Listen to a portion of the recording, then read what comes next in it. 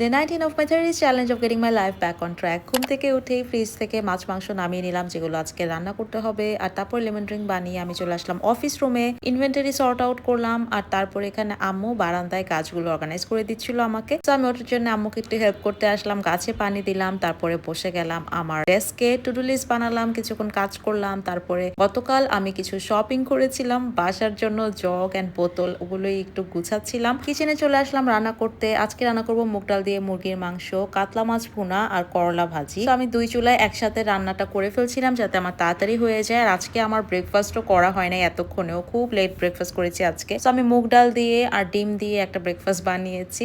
কিচেনটা একটু ক্লিন করে নিলাম, রান্না করতে করতে ওয়ার্কআউটটাও শেষ করে ফেললাম, আর তারপরে শাওয়ার নিয়েছিলাম। আর এখানে কফি বানিয়ে আমি একটু কাজ করব এখন। দুপুরে লাঞ্চ করলাম, আর আজকে মারিয়াও এসেছিল। সো খাওয়া দাওয়া শেষ করে বাকি কাজগুলো শেষ করে আমি আর মারিয়া একসাথে বের হয়ে গিয়েছিলাম। আমার মিরপুর 11তে একটা মিটিং ছিল। মিটিং শেষ করে বাসায় এসে আমি আর আম্মু মিলে মুড়ি মাখা খেলাম, চা বিস্কিট খেলাম, আর তারপরে রাতের বেলা একটু গ্রিন টি খেতে খেতে আমি বাইরে চাঁদ দেখছিলাম। দেন বিজনেসের অ্যাকাউন্টস দেখলাম কিছুক্ষণ। That was it for today's video. See you tomorrow.